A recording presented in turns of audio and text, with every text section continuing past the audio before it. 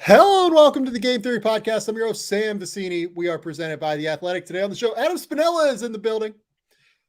We're diving deep into Celtics 76ers Game 7. The Boston Celtics advance to the Eastern Conference Finals, where they will play the Miami Heat after a blowout victory against the Philadelphia 76ers.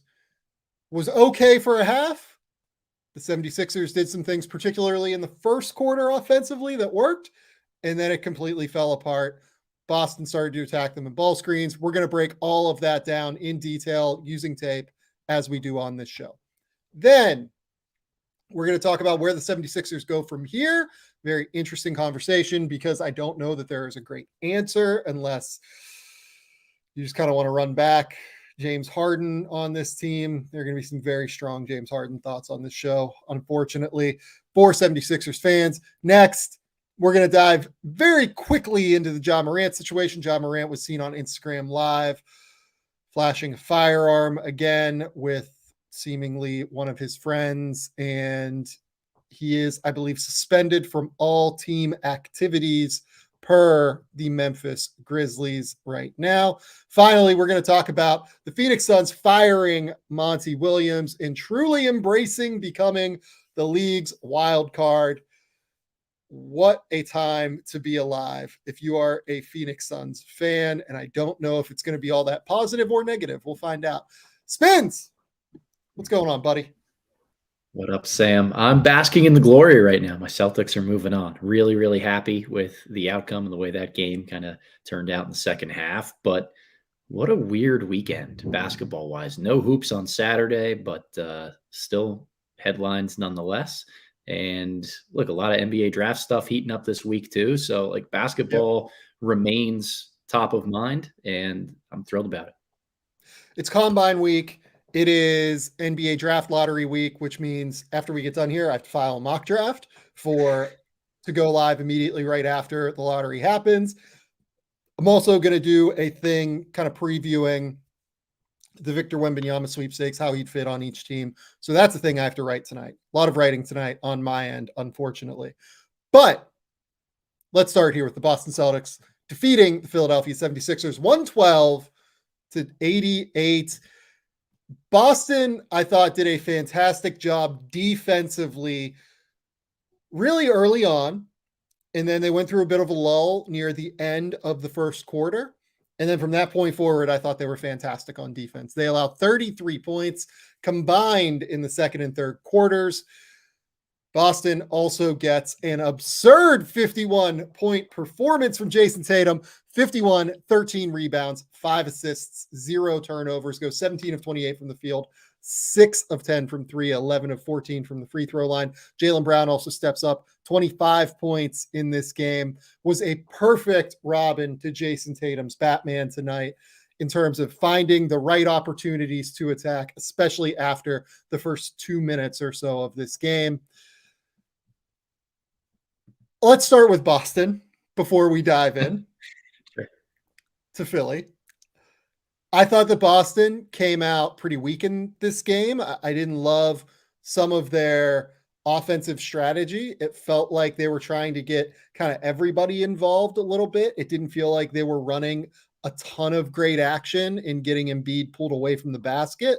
We talked about this, I believe, in game 2, if I remember correctly, that the best thing that Boston can do is just pull Joel Embiid away from the basket as much as they can, get him in drop, force him to be on an island with their guards, with their wings, force him to make decisions in drop coverage. And they did that basically from the midpoint of the second quarter onward. They ran ball screen action early, but it didn't feel as intent on getting Joel Embiid in space, getting him into difficult circumstances. Once they started to do it to attack that a little bit more, it felt like it was just curtains at that point. Boston, I thought Joe Mazzulla, he's been up and down throughout the course of this series, undeniably. I thought that after that first quarter, he did a great job adjusting and making things happen. I also loved his defensive strategy, as we'll talk about. I think we'll do that first in our tape breakdown. I really like the defensive strategy that they used against Philadelphia in this game. Yeah, we talked about it throughout the series that pulling Embiid away from the basket was really important. And the challenge for Boston is in the minutes when Rob Williams is out there, it gives Embiid maybe a reason to stay a little bit closer to the rim. So that was always the chess match throughout the series is how do you have the impact that Rob Williams provides on defense while knowing it doesn't put you in the most advantageous spots on offense. And look, big games like this, a game 7, there's star player performances. You need your stars to step up and win. And unequivocally, Jayson Tatum was the best player out there today. 50 something points, unbelievable performance, completely dominated the game because he didn't just make shots. He was unguardable regardless of what Philly tried to do to him. And I know we'll break that down a little bit with the tape, Yeah. but I think it also goes to show wasn't the greatest night from Embiid or Harden as stars for the Philly team. And it's going to be really hard to win a game when one of your stars doesn't necessarily show up and play the way that he's capable. And the other one gets attacked a little bit more on the defensive end and doesn't quite have the versatility to adjust. So I thought Boston hit a lot of the right buttons, but their star players outplayed Phillies. And that to me is what won the matchup.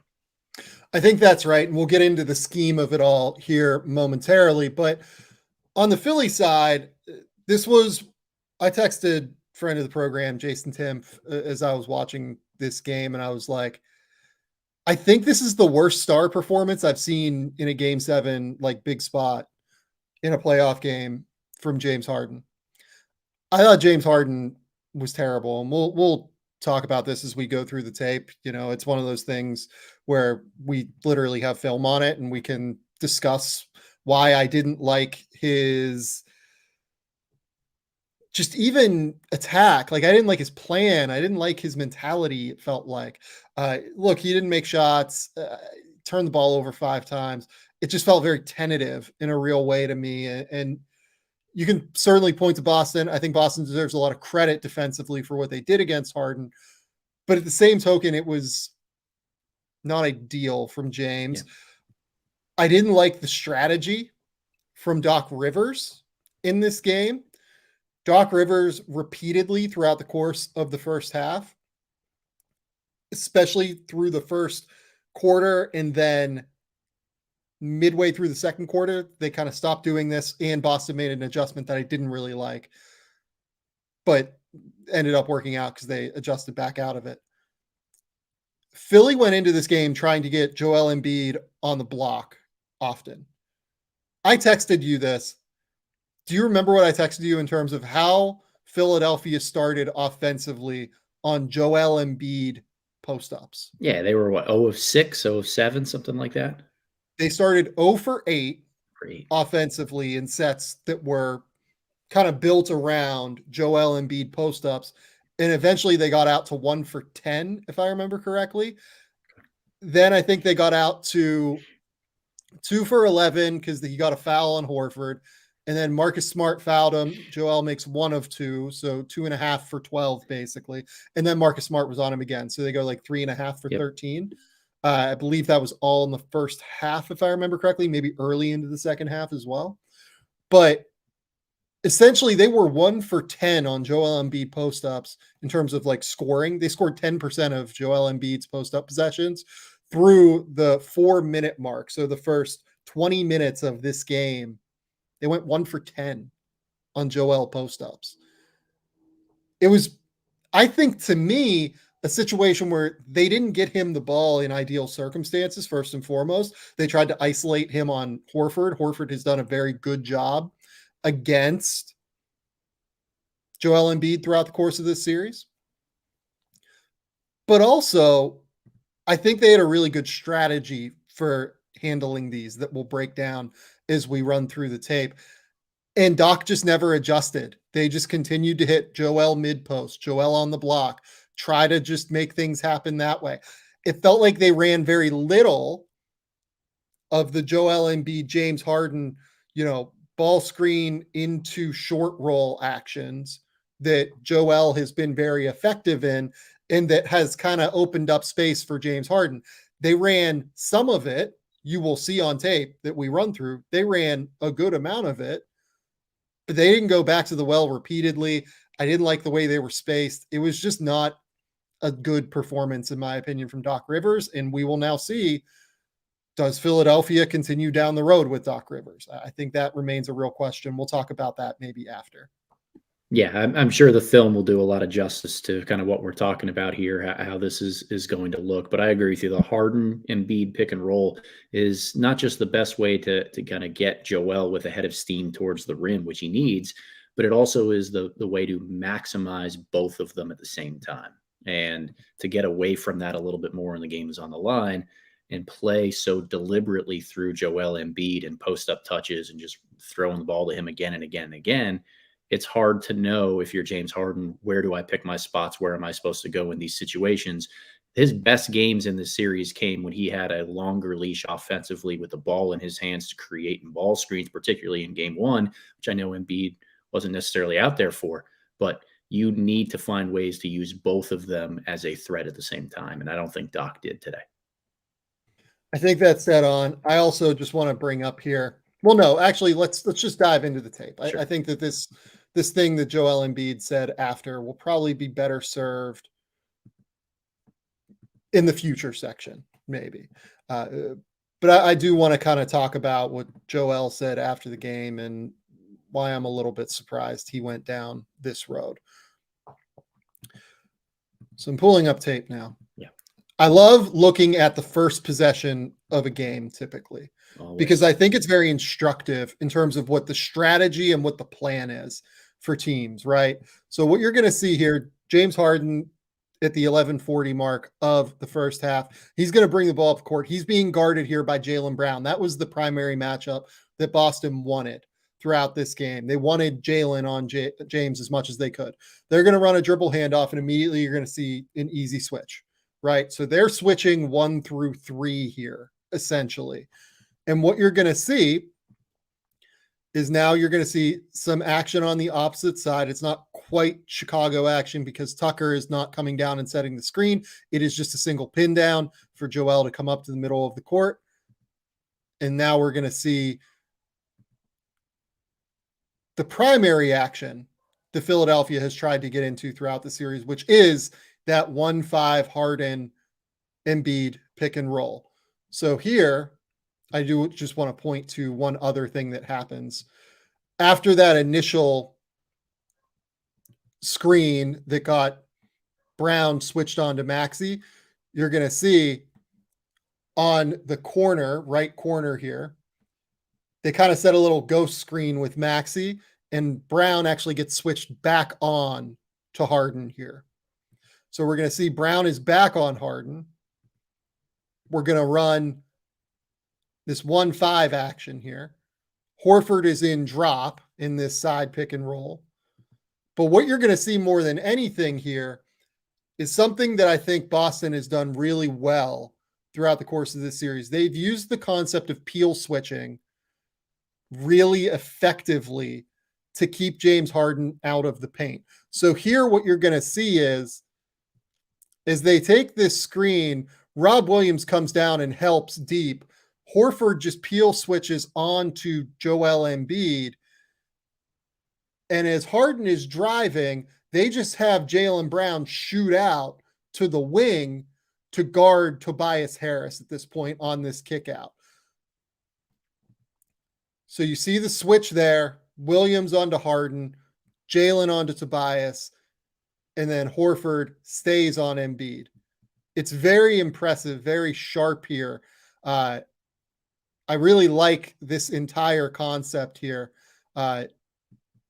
from the Boston Celtics. Horford isn't peel switching. Horford's just staying attached to his man. But the peel switch happens there between Williams and Brown. It's a very smart strategy, in my opinion. It keeps James Harden out of the paint. Yep.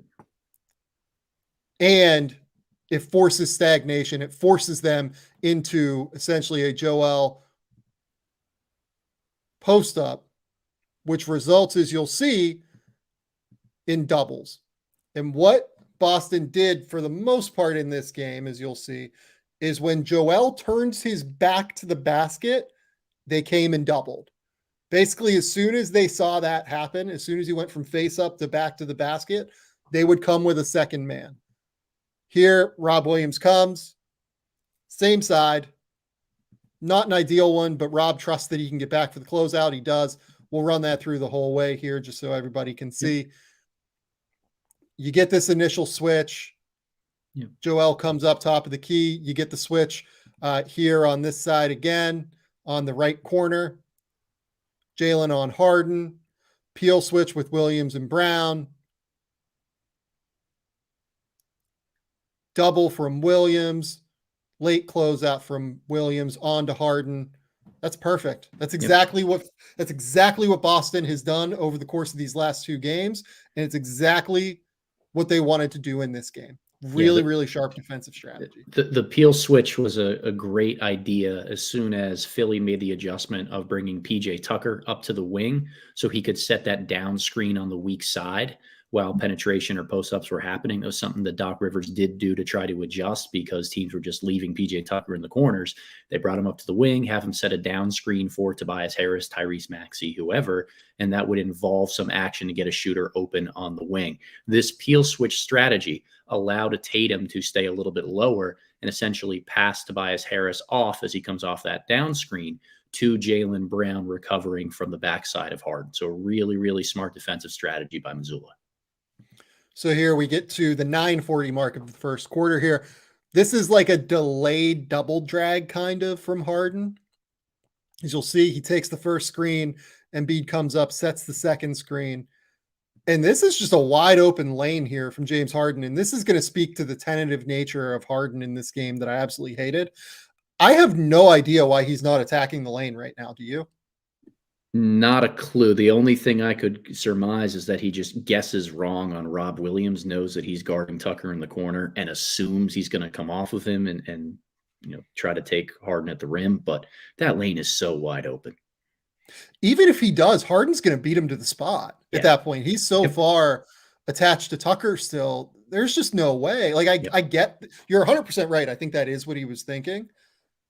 But like, is this just like Harden not trusting his gifts anymore? Maybe that's what I'm trying to figure out as much as anything. This game gave me real concern for James Harden moving forward in Philadelphia.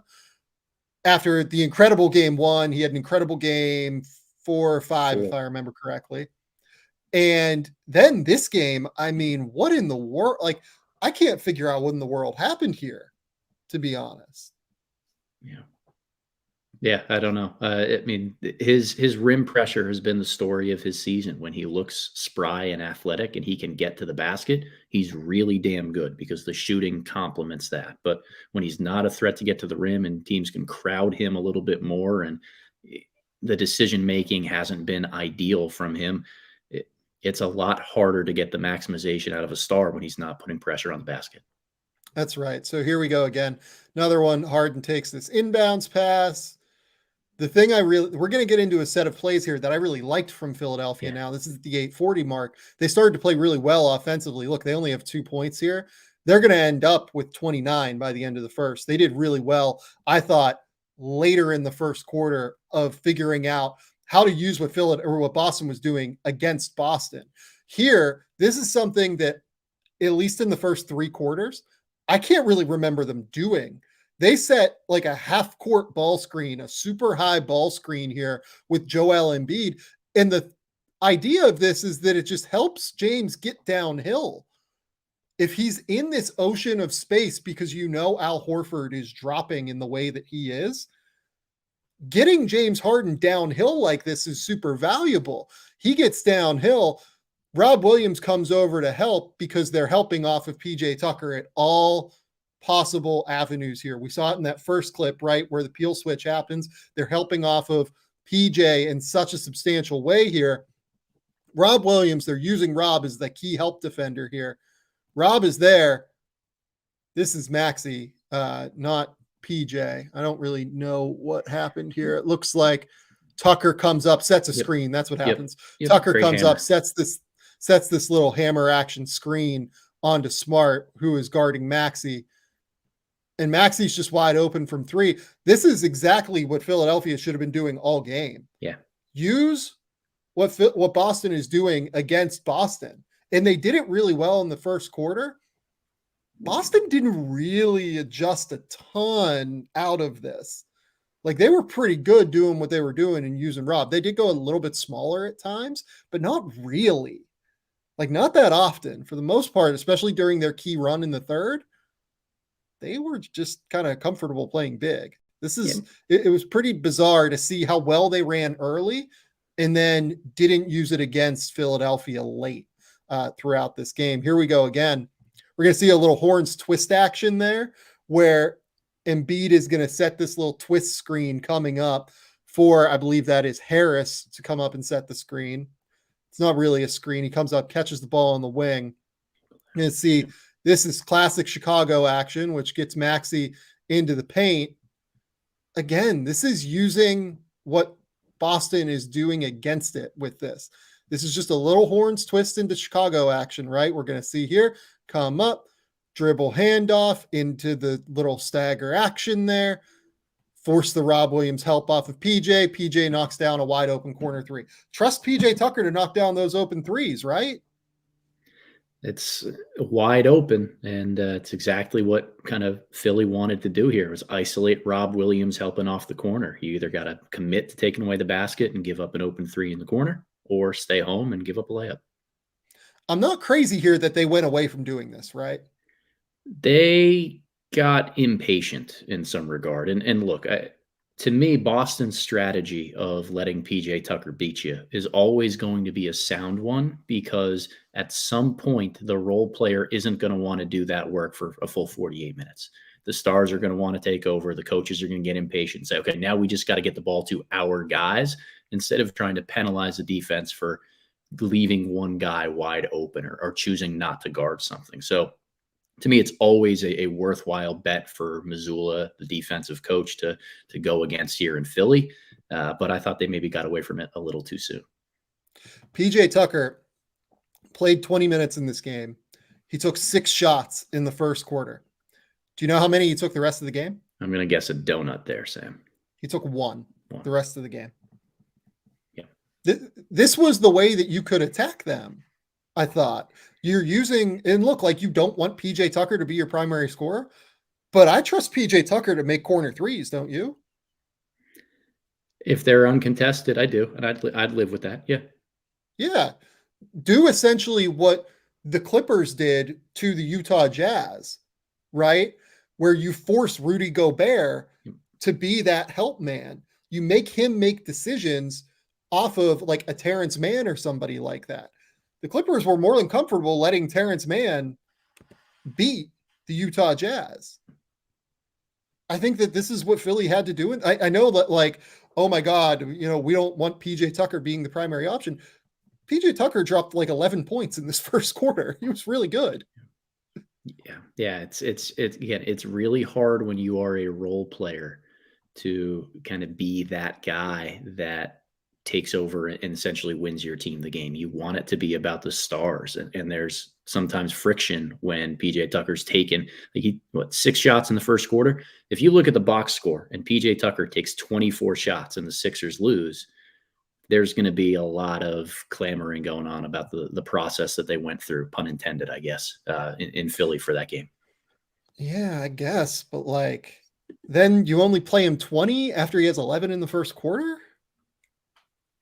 I don't know. And then like you need, I guess that like he did start to catch Jayson a little bit, but like, don't you want that like physicality on like Jayson or Jalen when they're real? I don't know. It was bizarre. It was very bizarre choice, I thought, across the board. Here we go. We're at like the 6:50 mark, I believe, here of the first quarter. Little slip action for Tucker. Tucker sets a screen here for Maxey. This is just classic weave action here that again is forcing Rob Williams to be isolated and make a decision, right? That's exactly what's happening here again. Rob Williams is on Tucker. We're going to see here little weave action. It's essentially a weave loop where Tucker is coming across to the corner knowing that Rob is going to stay home on this drive here. It's sick action. Honestly, I thought that Doc Rivers did really well after all of that like terrible start. I thought he did a great job figuring out exactly what Boston wanted to do. It was the rest of the game that was disaster. It's a beautiful loop out. Tucker again knocks it down. This was their best offense today. This is what the best offense that they ran looked like. Here we go. We're at like the 5-minute mark now of the first quarter. And this is where things don't go downhill, but this is where I think we start to see some interesting stuff here. So Joel thinks he has a mismatch on Jayson Tatum here. In the middle of the court, he's faced up. Double isn't coming yet. Turns. Look at Marcus Smart as soon as he turns. He starts to come, digs down on, right? As soon as, look, Smart's looking at him the whole time, and he's reading to see when Embiid is going to turn. He turns, and he knows he's going to try and spin back. Yep. I thought Joel got a little bit predictable in this game as a post threat. Yep. And that allowed for quite a few turnovers. Joel Embiid ends up turning the ball over. I believe, let's see here, I'm looking it up. Yeah, turns it over 4 times. Harden has 5 turnovers, 9 turnovers between your two best players. Not ideal. Here we go again. This is, I believe, the start of the second quarter. Yep. Yeah. So this is without Embiid on the court. Harden comes in. This has to be like a James Harden dominated kind of run here, right?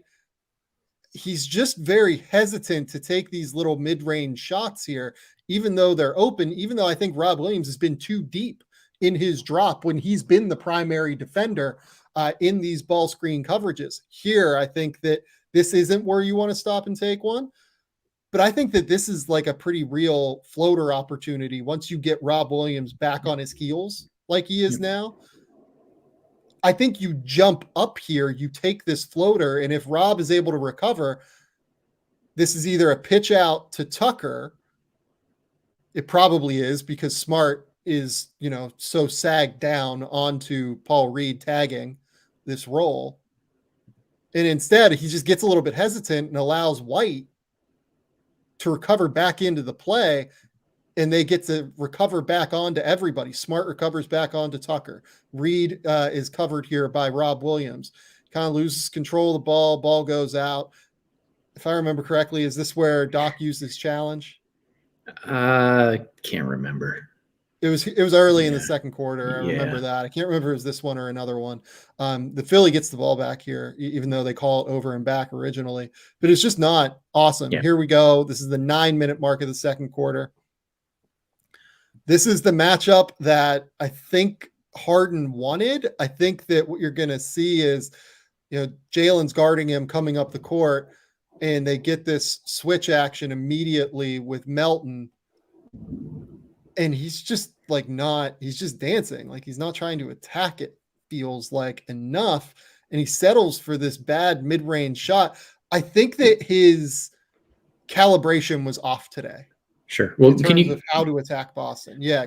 Can you go back and rewind this clip here? So watch the way Marcus Smart kind of comes forward on this as they run through the entire switch happens right here. Jaylen Brown is off of him. Now, as soon as that Melton wheels through, that pushes Smart's defender up towards the wing, and he starts to come at the elbow trying to push Harden to his right, where all of the cadence that James wants to do, his dribbling in place, the dancing, so as it's called, is trying to set up these moves that he feels really comfortable with. He can pre-plan, he can get his footwork going.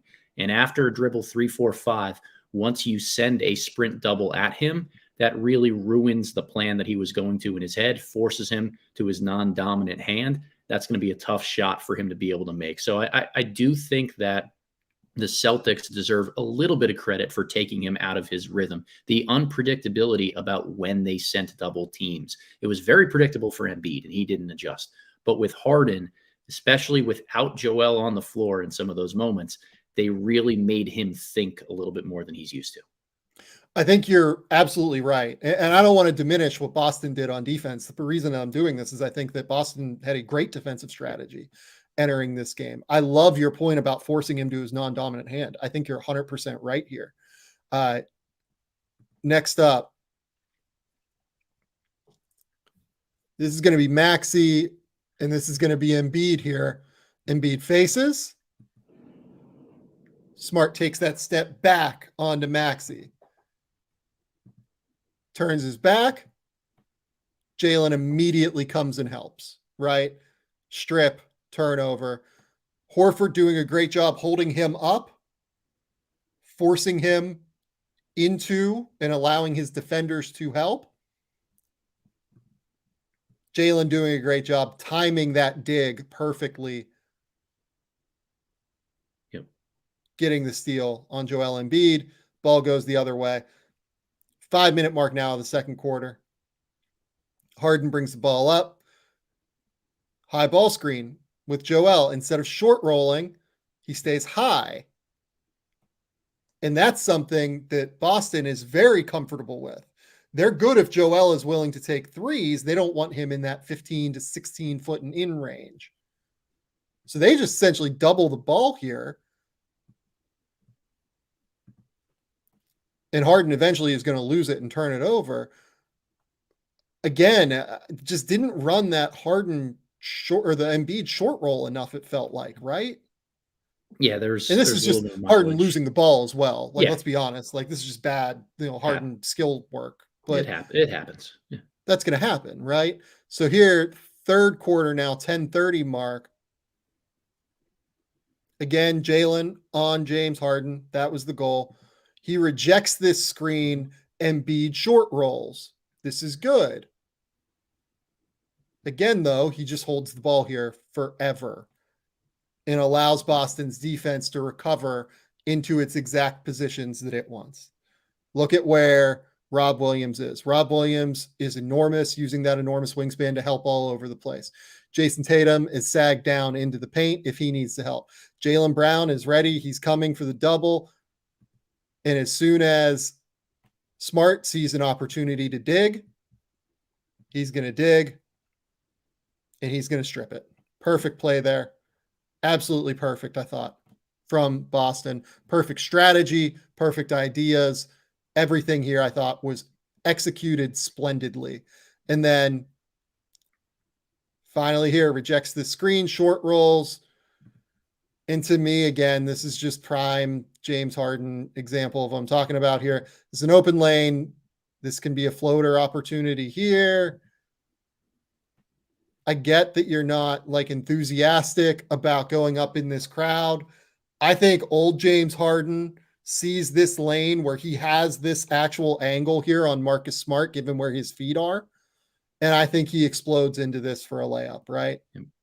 Or he's not old James Harden. He's getting to the free throw line at the very least. Yeah. Yep. It's a reality. I think Boston did a great job. I think Philadelphia did not do a good enough job of setting itself up for success. Now, though, let's dive into the second piece of this. For a majority of what that video was, Philadelphia was winning up until like the last, 20% of that video. Here's what Boston did to really just absolutely put the hammer down.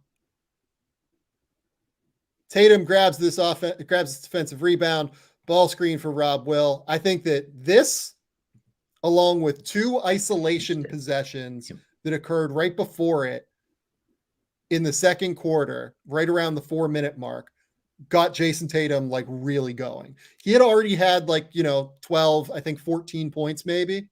Yeah.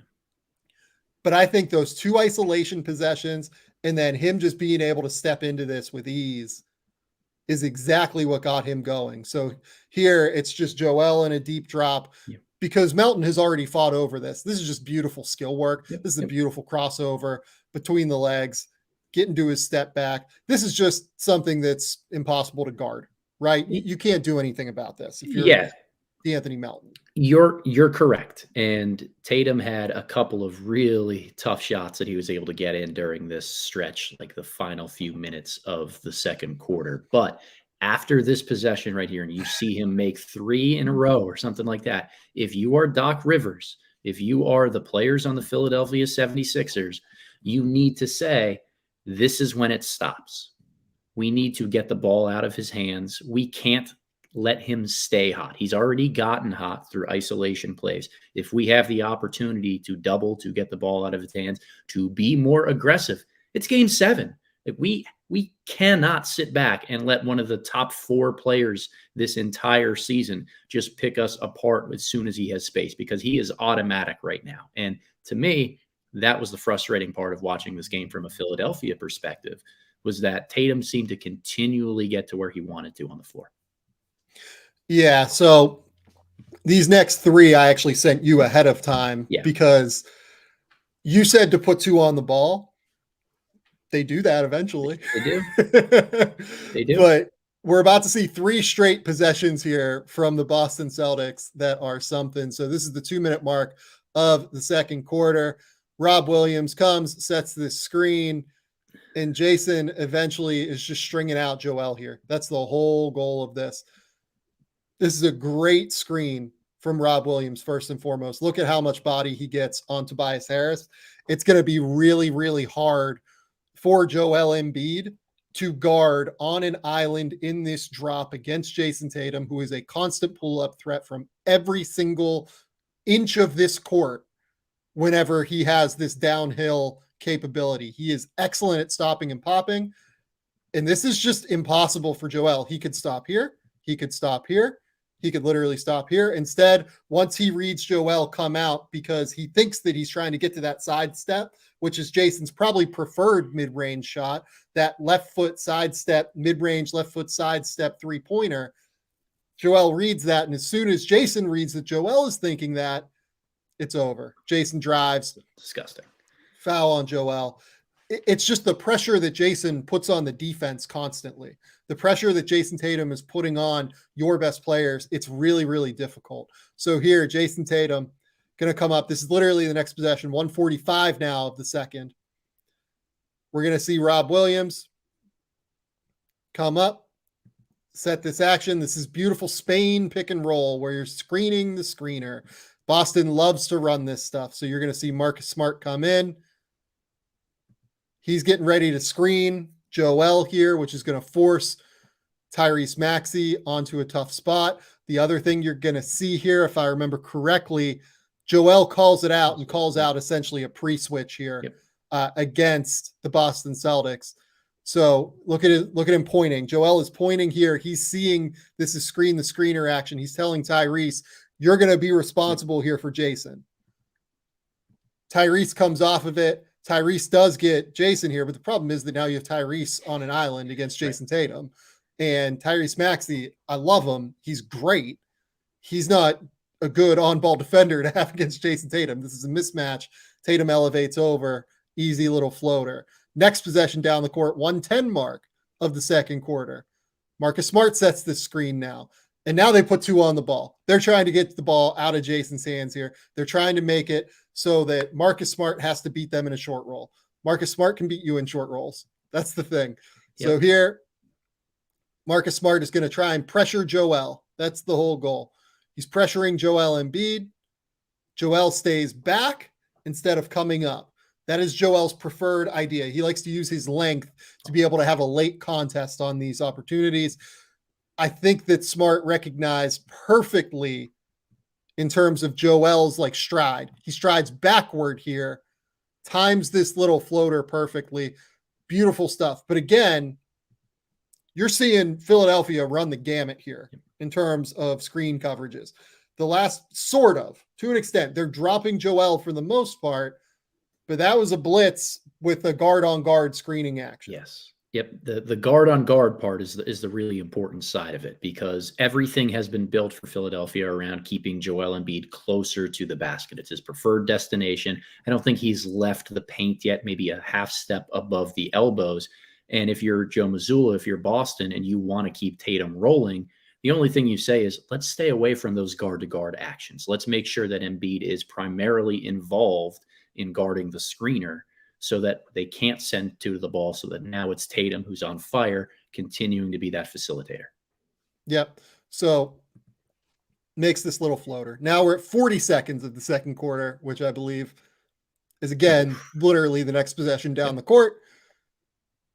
This is a set they ran all the time. I was trying to figure out, it's not like quite a scissor set where, Jayson's coming across, taking the handoff, and Marcus is coming across and trying to fake like a potential option here. But Jalen's going to bring the ball into the middle of the court to Rob Williams. Rob Williams, this is essentially a dribble handoff to start. Yeah, But blind look at how pig good type of Tobias Harris action. does Yep. here. Yep. What did you say? Blind pig type of action. So a lot of times, and this is an old Chicago Bulls staple, like when Tatum's atop the, almost to half court and he's being hugged, they'll hit the big at the top of the key and try to run that as like a flash kind of interruption to get the handoff there. Like Tobias does a great job of recognizing that and taking away the first option, but patience does prevail. Yeah, and Tatum again comes around, and this is again a killer screen from Rob Williams. Really important here. And this is something that we've seen the Lakers do throughout their series against Golden State. This is not something we saw Philly do at all in this series. And Anthony Davis is a much better athlete than Joel Embiid. It's much harder for Joel to play at the level of the screen. I think Joel has to be able to stick at the level of the screen for longer here. I just do. That's a sidestep three. That's Jayson Tatum. Staple. That's what he's trying to get to. But again, how many has he made in the last 5 minutes? Like the threat should be other than that one Marcus Smart floater because you trapped Tatum. Like he has just scored 7 possessions in a row almost. You have to be in tune to getting the ball out of his hands a little bit more. And I get scheme, I get different things. I know Embiid wants to be closer to the basket. You have to be up higher. It's a game 7 situation. That's exactly right. Third quarter now, 10-minute mark. Rob Williams sets a screen for Marcus Smart. They get it back to Jayson Tatum. And as you're going to see here, all of this is predicated upon trying to get Jayson Tatum switched on to Joel Embiid. He actually was not guarding him. It looks like, based off of this, that Joel Embiid is guarding Jayson Tatum here. They've already set like 4 or 5 essentially screening action here between Tatum and Rob Williams to get Joel onto Tatum. Rob's going to come away from it in order to try and isolate Joel on Tatum. Tucker calls it out here. As you can see, Tucker tells Joel to go up and try and guard this. He doesn't really do it. I don't totally know why. They're just kind of miscommunicating here, it feels like. There's not a lot of synergy in what they're doing. Tucker is like, you can very strongly see Tucker. He's pointing here for like a full second, telling Joel to get up. And part of this is Jayson. Jayson does a great job with his body work here to try and isolate Embiid onto him instead. I think Joel has to be willing to fight through this on some level. They do eventually get it back to where Tucker is on Tatum. But again, now you see Tatum just give the ball back, and then he comes up and sets the screen, slips it, and they're forced to run this switch and have Joel peel off onto Jayson. And now you have Joel Embiid on Jayson Tatum. As soon as he reads Joel, make just that little movement right here, reads the front foot the whole time. The front foot comes above the 3-point line.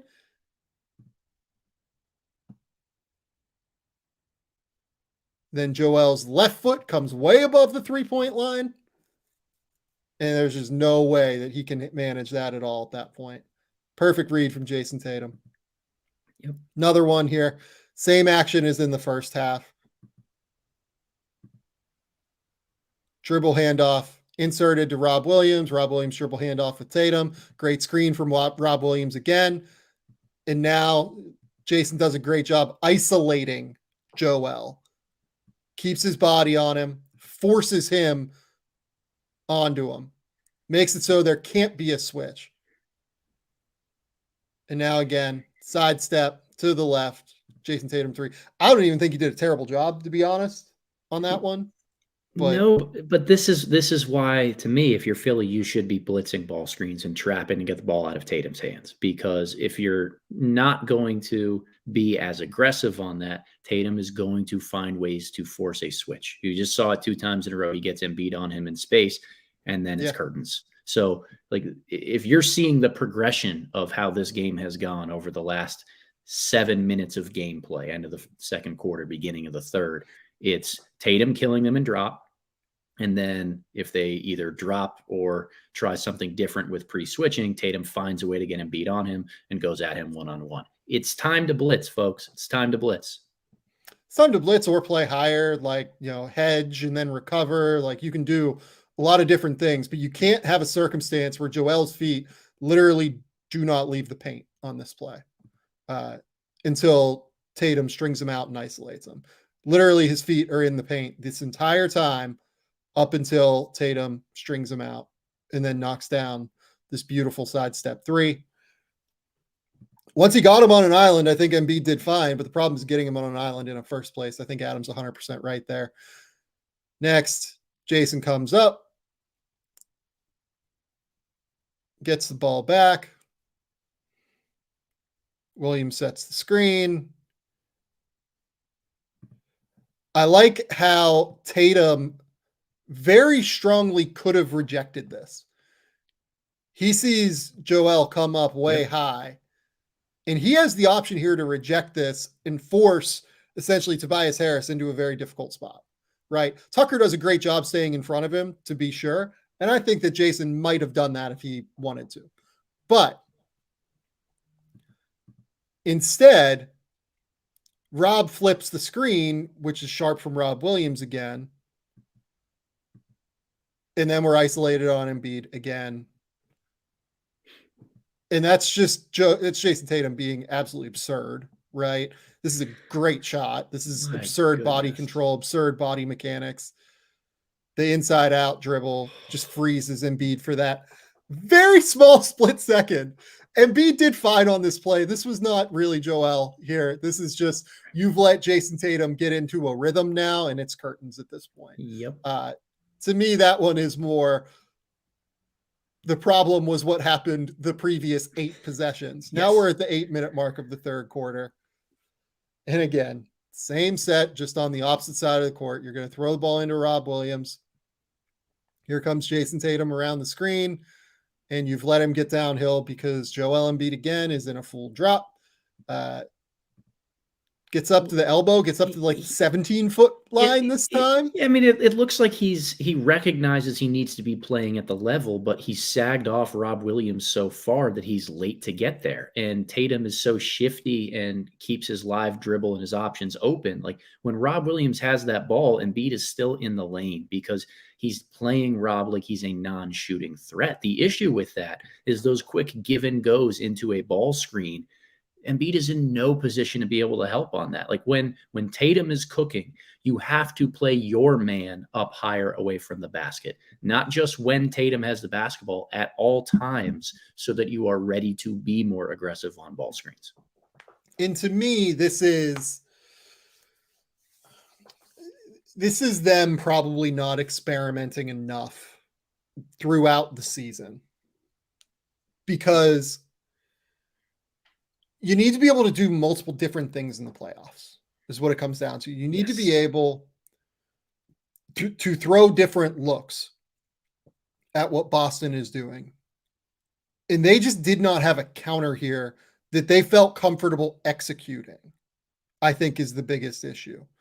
They threw like a few different things. Like you said, like Joel like tries to come out a little bit higher here.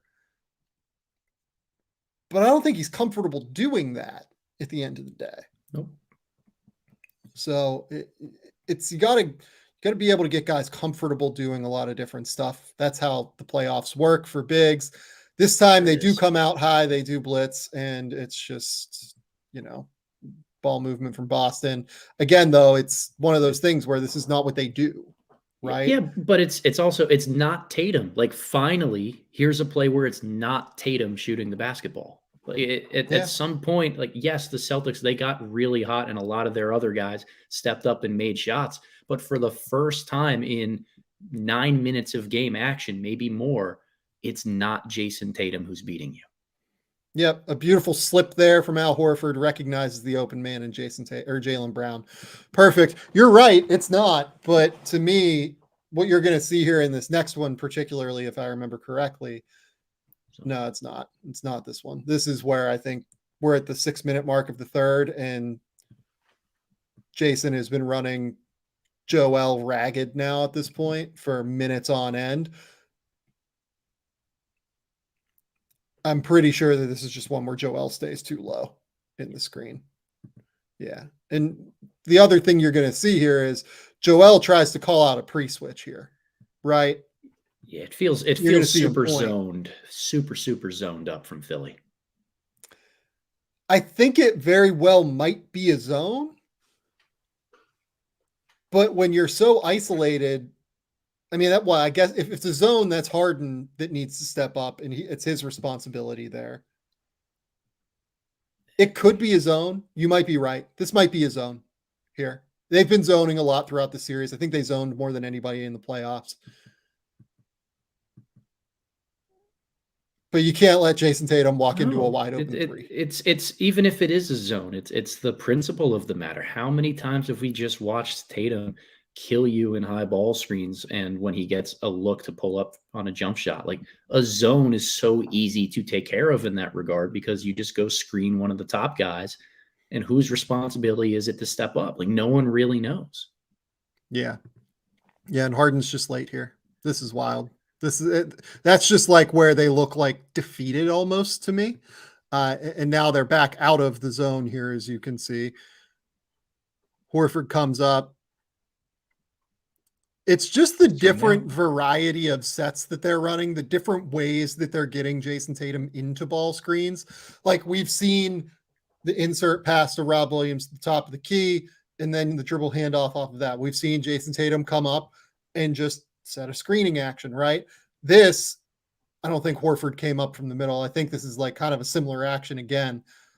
But instead of inserting it to Horford in the middle, Horford goes over, sets a screen, just gets the ball, and eventually turns it over and gets it around to Tatum. It's kind of a similar idea to what they've been running with Rob Williams in the middle of the floor there, in what Adam referred to as the blind pig action, but it's not quite that at the end of the day. Here, Horford sets this screen, and again, you're finding different angles to get Tatum isolated onto Embiid. They bring the double this time. Horford out to Jaylen Brown. Cash, right? You're right. They started to bring doubles. Didn't matter. Yep. They waited a little bit too long because Tatum got really, really hot. And again, we saw Jaylen Brown hit 2 big threes in those clips, and that's where Boston earns a victory. Is they have too many good players for you to double team guys possession after possession after possession. Al Horford, phenomenal short roll passer and creator. Marcus Smart in guard-to-guard actions, really good there. You've got shooters spaced around the floor. Like, Boston is built for punishing you when you come out in double, but you almost have to live with those other guys beating you once you see Tatum go nuclear. That's right. Now, after the game, and this is where we'll get into Philadelphia and its future. After the game, Joel Embiid was asked about James Harden. Joel is quoted per Rich Hoffman of The Athletic as saying, "We got an unfinished job. We haven't won anything, and I think we got the chance to win. Obviously, going to 7 games and having a chance to close it out at home, which we didn't do, I still believe we got the chance to win. We got what it takes to win, so obviously I don't know what's going on. I know he has a player option or they could extend him, but that's on the front office to figure out. I'm going to stay out of it. But I still think that I still believe that me and him, we got the chance to win. But it's going to take more than us. We got to look at ourselves. I got to be better, and I will be better. That's what I'm focused on. All of this, we got to come back and find ways to just keep improving and help the team. We can't win alone. I can't win alone. Me and James, we just can't win alone. That's why basketball is played 5-on-5. So we just need everybody to just trying to keep finding ways to get better, and we'll be fine." This is a wild quote after that James Harden game. I'm sorry. I love Joel Embiid. This is a crazy quote to me after what James Harden just did in this game. In what way? James Harden was the reason that they were terrible on offense in this game, I thought. Look, strategy too, right? But James Harden was dreadful in this game. For him to act like James Harden, we can't do it on our own, when frankly Tobias Harris was, I thought, okay in this game. He goes 1 for 7 from 3, but he has 19 points on 13 shots. He has 5 rebounds. throughout the course of the playoffs, Tobias Harris, I think, averaged like 15 points on 50, 40, 85 shooting. Tobias was fine. Like it wasn't on him, right? Agreed. Like Tyrese Maxey goes for 20.9 points in the playoffs, shoots 42% from the field, 40% from three, 88.5% from the line. Maxey was fine in the playoffs. He was. They need depth, like unequivocally, I guess. The conference semifinals were a little bit worse for Maxey. Like he went for 20 points, 40% from the field, 35 from three, 95 from the line. But like Maxey was okay, I thought, in this series. Yeah. They need depth. I'm not going to deny Joel's case here that they need depth. They do. You can't rely on playing Daniel House 6 minutes. You can't rely on essentially having 6 players that you trust, including DeAnthony Melton with the starters, and then having Paul Reed as your backup center that spells Joel for a few minutes here and there. Can't do it. They need depth. Completely agree. But I don't know how you act like it can't just be me and James. When over the last 2 games, James Harden in 84 minutes combined for 22 points, 16 assists, and 10 turnovers. It's not great, Sam. That's not a great number. Look, it is very. It doesn't make a lot of sense timing-wise to claim that, hey, we the Stars need help when the Stars kind of lost their individual matchups or were outplayed by other stars in a certain regard. Or were specifically exploited in the way that Joel was tonight. That's the thing for me, is I would want to see a little bit more, I don't necessarily want to call it personal accountability, but when you're the star, win or lose, you kind of own that, right? To a certain extent, you kind of own that. And I don't want to see, even though we can agree, they need help. They need more depth. They need a couple more shooters. They need a difference around PJ Tucker, who just provided them a real schematic disadvantage on the offensive end of the floor. Like there's more that this Sixers team needs in order to break through that ceiling that they have right now. But I don't know if it's a time and place right after a Game 7 loss when, another guy just dropped 50 on you and you were struggling to guard him. I don't know if it's the right time for that. Okay. Next part of this. James Harden does have this player option that Joel alluded to. He did. The $35 million player option. I have no idea what they're going to do with him, to be honest. I just don't. I would have real hesitancy about bringing him back. But you also kind of have to. Like, you're locked in to this unless you want to completely rebuild everything around Joel over the next 2 years, because it's probably what it would take. Really over next year. They're in a circumstance right now where if they really wanted to, and I don't think this is necessarily the best idea because I think that Joel would probably get very frustrated by this. They could kind of clear the books around Joel a little bit. If Tyrese Maxey next season for $4.3 million, and then he is extension eligible, I believe that his cap hold in 2024-25. Look, it's hard to say what the cap hold is going to be, if only because the new CBA, we don't totally know how the cap hold situation will work. I believe that his cap hold is like 13-ish million because he was a later first round pick. It's not much. Don't think it's a wildly high cap hold.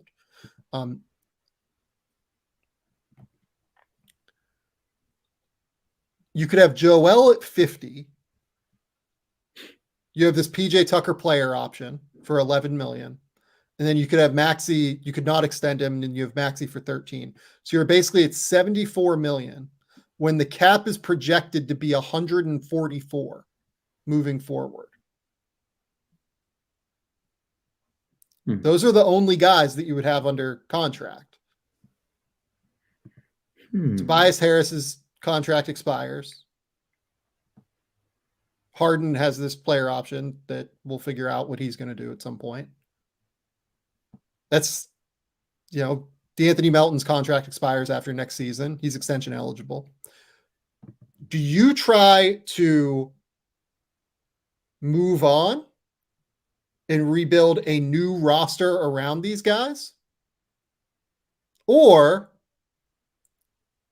do you use Tobias Harris's contract, which is expiring now and is probably reasonably valuable in the trade market,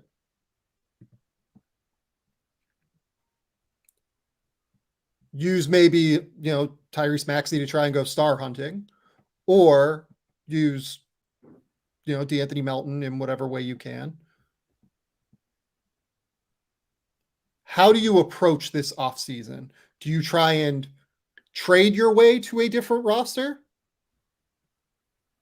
Or do you let some guys go, take a step back for a season, and then hope that somebody is willing to come play with Joel? I don't know the answer to that one. To be honest with you, I think Joel's got to have a lot of input in that to try to figure out what's the path of least resistance for him as a superstar. I think his input is going to be necessary for some of that. But I don't really know. I think the middle road to this is to try to bring back Harden for 1 or 2 years, however gets them to that point, and then try to move on and clear the books then. You can still run it back for a year or two with this group that you have, maybe make a smaller tweak on the fringes, add some of that depth, and then still have the ability for the full reset in another year or so. But I think Embiid's got to play a really important role in determining what the future is going to be.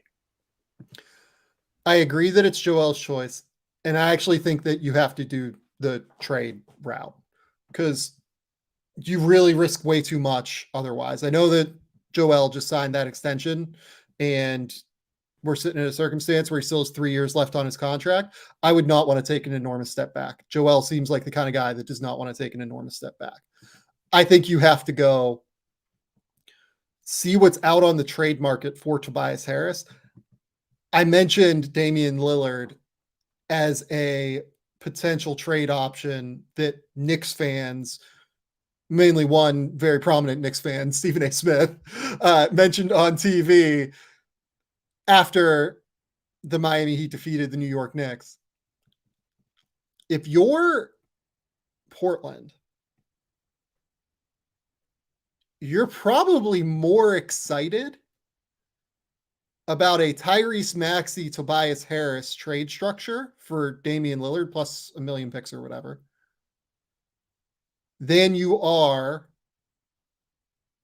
an Emmanuel Quickley, RJ Barrett, etc. trade structure, right? I think so. I think there might be a little bit of redundancy with Maxey and Anthony Simons, but that shouldn't hold up why you do what you do. I don't know if either of them move the needle enough, but I agree I'm more excited about Phillies. It's a good question. Tyrese is going to get expensive here. Would you rather have RJ Barrett on a 4-year 104 deal, whatever that is, or Tyrese Maxey on what will probably be like a 4-year 110, 115 with some inflation when he signs this deal? Yeah, that's a tough one. I think it depends on who you have around him. Again, with Simons already in play, I might think Barrett brings just something additional to the table. But yeah, I tend to like Maxey maybe a little bit more as a player. I'm not sure. I do too, and you get the extra year on Maxey as well. Yeah. In that circumstance. But again, doesn't really fit with Simons at a super high level. I wonder if they're going to get a better offer just straight up from somebody else if they decide to make that route. And by the way, Damian Lillard has not asked for a trade. I don't think Portland will trade him unless he asks out. So there is no reason to believe at this point that that will be the case. I do think that my point here, though, is that Tobias Harris is a real potential trade chip now. Is there a chance that someone like Trae Young comes available? Is there a chance that someone like Bradley Beal comes available? Does Toronto decide to make some sort of crazy move involving Pascal Siakam, OG Anunoby? There are some real potential options out there. I think that you use Tobias Harris's contract in order to acquire somebody else. Yeah, I see. Yeah, I see that. I see the math. The math is mathing for me now. So Gregory Castillo brings up an interesting question. I think Charlotte matches up with somebody for a trade this offseason because they have interesting depth pieces that can actually help teams that are competing. They just don't have the guys that like can actually get you to the level of competing right now, especially since Miles Bridges missed this season. Is there a world where like taking a swing on Gordon Hayward plus other stuff, you know, Terry Rozier, Cody Martin, etc., helps a Harden Embiid team more than what Tobias Harris is bringing? I think there's definitely a chance of that. I like Tobias Harris quite a bit as a player. I think he gets an unnecessarily bad rap a lot of the time. But the fit between him and PJ Tucker has not been ideal to me. That I think Tobias does much better when he's playing a little bit more of the four, so to speak, when you can put the ball in his hands a little bit more, and it's not two guys along the baseline that are kind of non-shooters with Embiid and the dunker spotter on the block and then Tucker in the corner. Like there are just other ways that I would maneuver things to get the most out of Tobias. Hayward does sound like a pretty good fit in some regard, but it does very much feel like a one-year Band-Aid, and then we're back to square one if it doesn't work. I think that is right. But the benefit of that 1 year Band-Aid potentially is it is a change up that then continues to allow you that flexibility that I was talking about for next offseason, maybe. Yeah. There's options, and Daryl Morey is as shrewd as it comes in examining what those can be and finding a way to maximize the value for his team out of them. Yeah. And there are other options in that vein, like DeMar DeRozan. Does Chicago look to move him, or do they look to maintain the status quo? Yeah. I'm not totally sure. We'll talk about Chicago momentarily. I want to run something by you in the Phoenix section. It is somewhat difficult, though, to find the second star at the very least to play next to Joel if it's not James. I think that is where it gets difficult if James Harden departs, because ultimately a lot of what we're talking about here depends entirely on James Harden's decision. You know, there were rumors earlier in the season that like he might just go back to Houston. Right.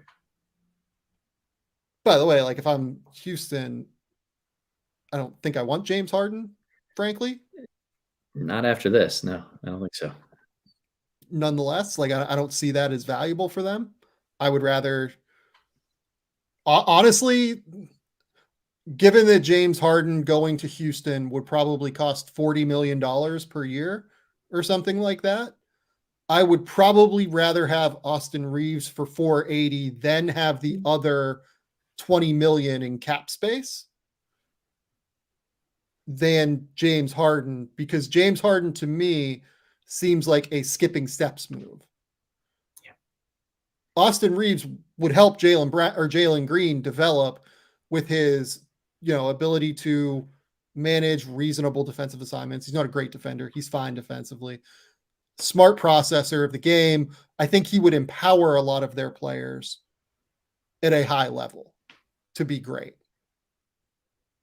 James Harden's going to take possessions from Jalen Green. Maybe that's a good thing, but I'm not convinced that he is the best player to do that for them. Yeah, I don't love the fit for a lot of reasons there. It screams nostalgia tour, and I don't know Yeah, what it does. what does Houston get out of a James Harden reunion? I'm not really Yeah. sure yet. And as I broke down on the last show, the Lakers aren't trading Austin Reeves. Austin Reeves is a restricted free agent. The Lakers can only offer him $455.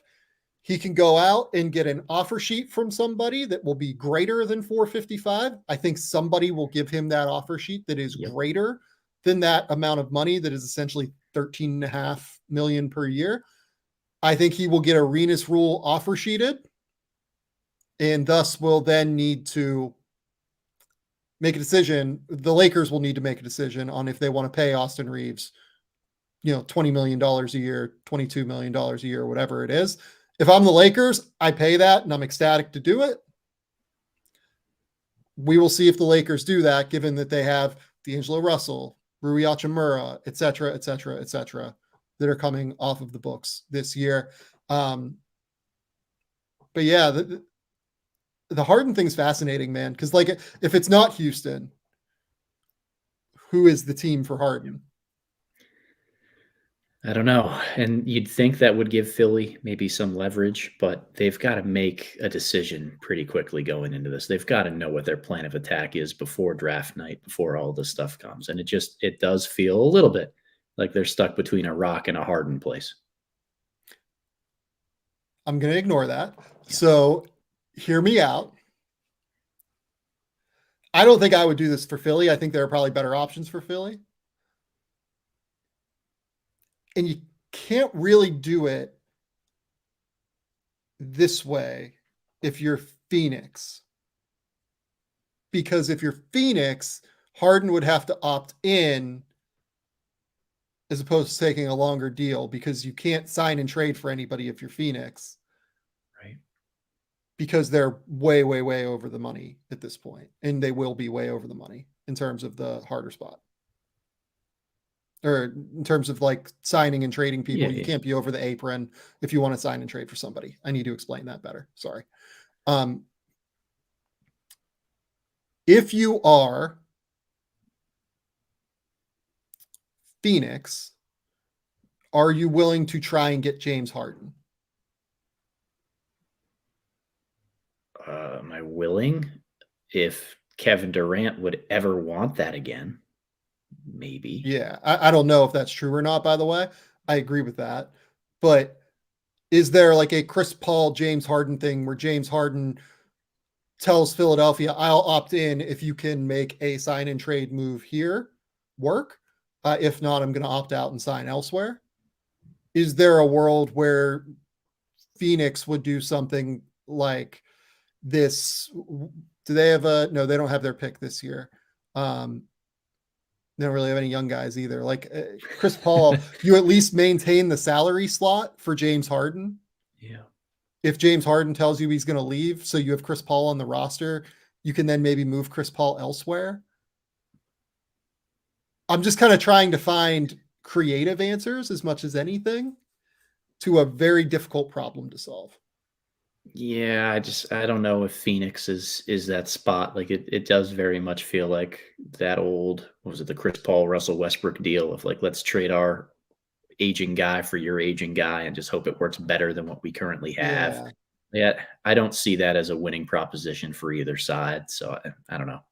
I think it'd be winning for Phoenix. I will say that, because I just don't trust I don't trust Chris Paul to get through a playoff series at this point. And the only way that this works is if James Harden tells you ahead of time, I will opt out, I will leave you, and you will get nothing from me because I am going to sign in Houston instead of going to a winner. Can we make something work? That's the leverage there. That's it right there. A potential leverage play from James Harden. There are a lot of things that could manage themselves to work out. I don't think that's a great idea for Philly. It just maintains the salary slot, which is important for them moving forward, because they lose Harden. They're taking a step back next year. There's not another kind of answer on the market, right? You just can't really make it work that way.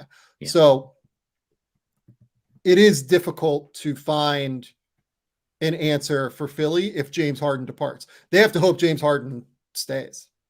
That's it.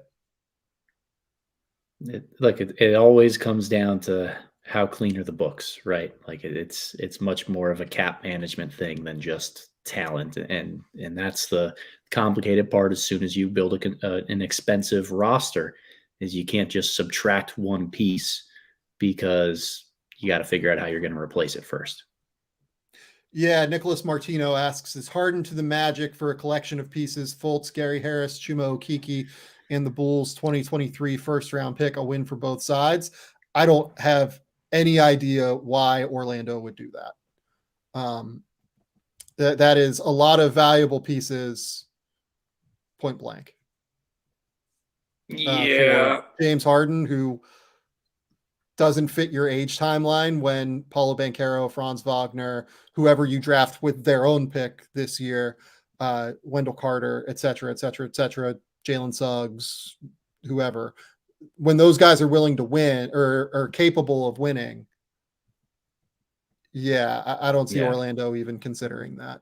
All of this is moot if James Harden just decides we're going to stay in Philly and we're going to let this rock again. And then they have to figure out the Tobias Harris thing, right? Yeah. Maybe. The Tobias Harris thing is tricky, though, as we've kind of talked about already.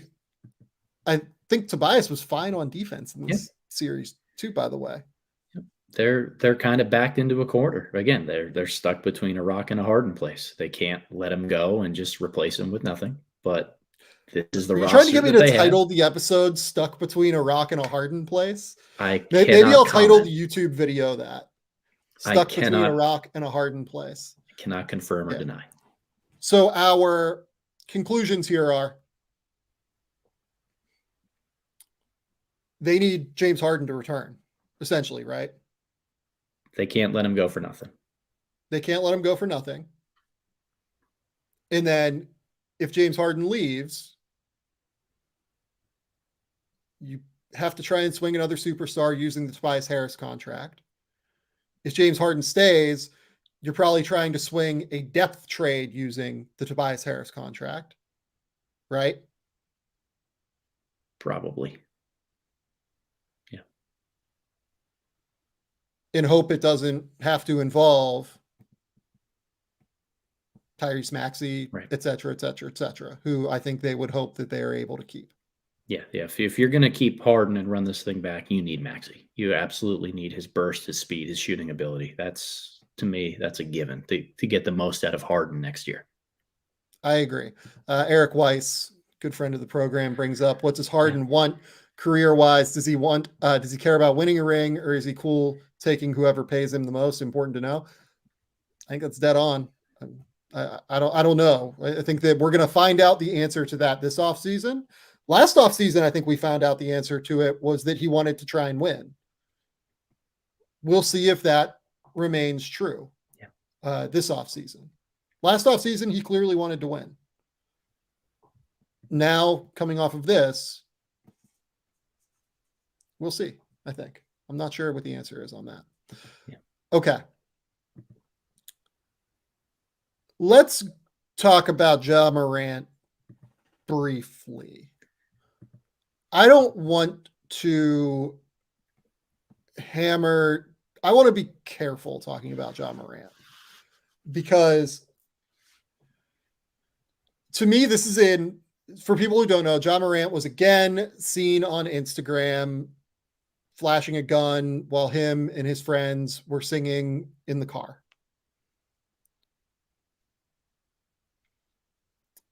To me, this is just when you've gone through what he has gone through over the course of the last 3 months, 4 months, whatever it is, really going back to the last year, when seemingly, according to the Washington Post, everything started happening around Ja Morant. But especially over the last few months, after he was suspended, has returned, said he did like 10 days in Florida, trying to do everything, etc., to get better and better himself. This is a completely irrational decision after all of that. in terms of what happens, right? And you can see that like his friend that's like, holding up the phone and like, doing the video on Instagram Live, you can see that he recognizes this is a bad idea because he pulls the phone away and he's like, oh no, Ja has a gun. Like we can't have that going live on the internet, right? It's just bad all By the around, way, Sam. There were more people watching this stream, like while we were in the middle of the Boston breakdown, than there were watching that Ja Morant Instagram Live while it was happening. Someone just caught it and saw it,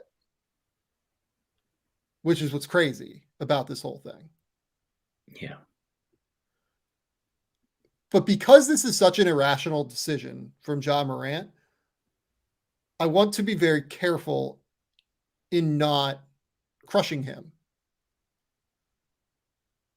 Because you never know what's going on in somebody else's life.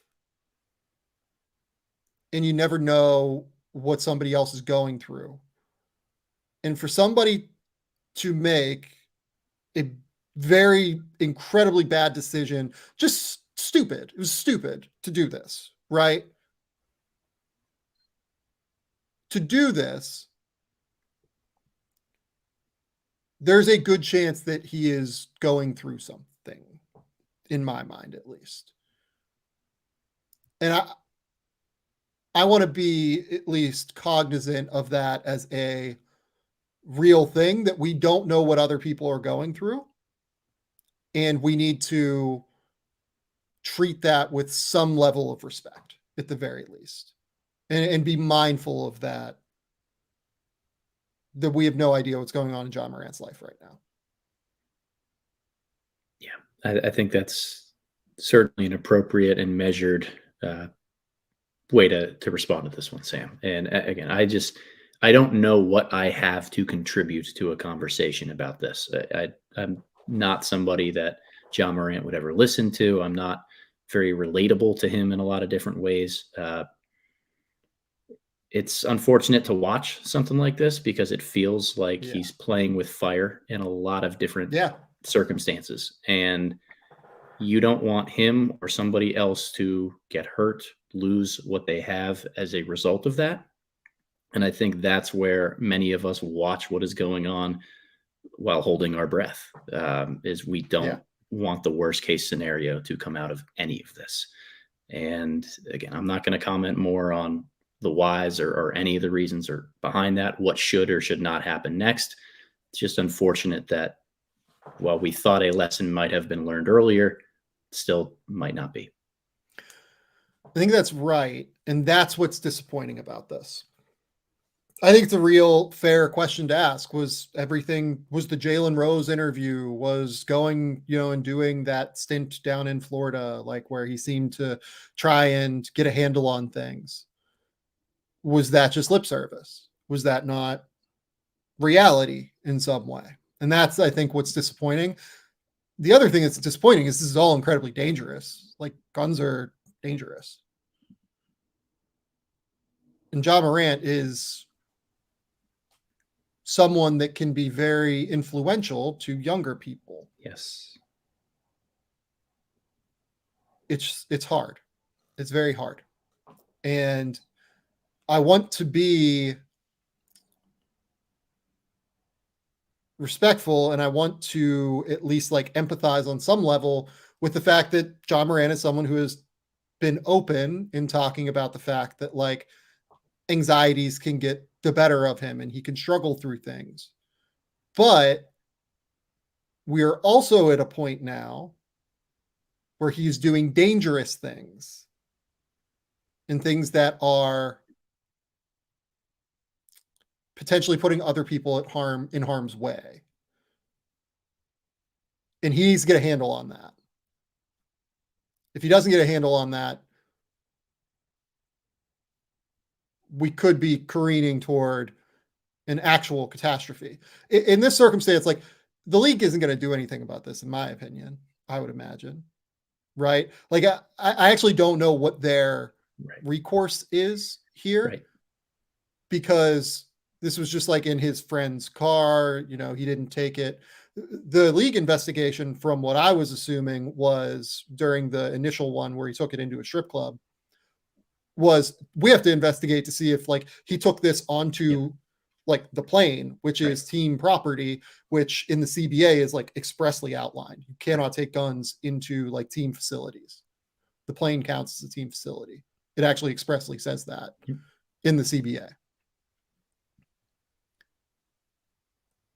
Eventually the Grizzlies, took him away from the team and had him sit out 8 games and essentially suspended him for that.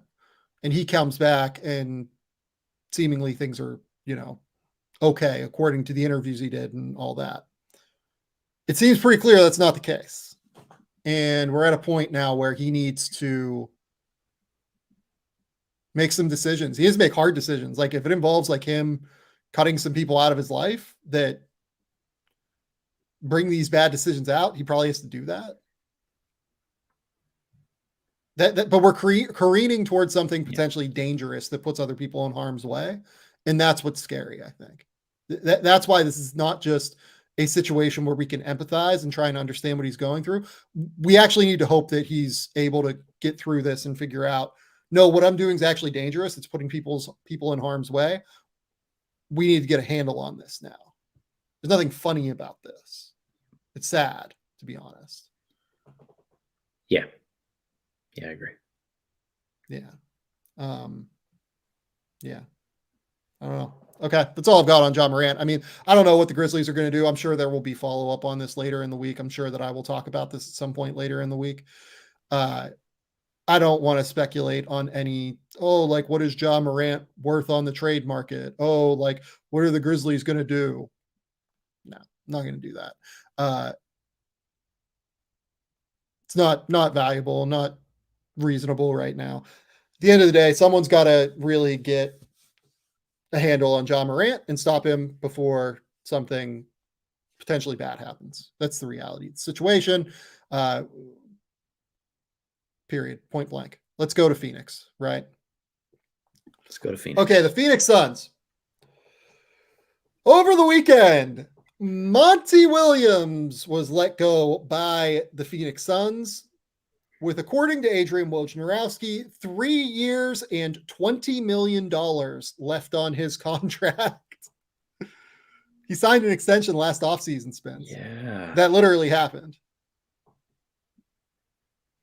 He's 3 years, 20 million left. Matt Ishbia was like, we got to make a change. In that same report from Adrian Wojnarowski was originally this line: Ishbia has fully taken over the franchise's basketball operations, including the negotiation of the February trade for Kevin Durant and the now dismissal of Williams. Suns GM James Jones called Williams on Saturday night and delivered the news to him, sources said. The big one there is Matt Ishbia is now in control of the basketball operations for the Phoenix Suns, and there's no like sugarcoating it would seem. For what it's worth, Woj did delete that phrase eventually, or someone at ESPN deleted it. It went away from the article. This is we're in uncharted. We're not in uncharted territory, but we're in a territory where anything could happen. I feel like with the Phoenix Suns now, barring two things. I don't think they're trading Kevin Durant. I don't think they're moving Devin Booker.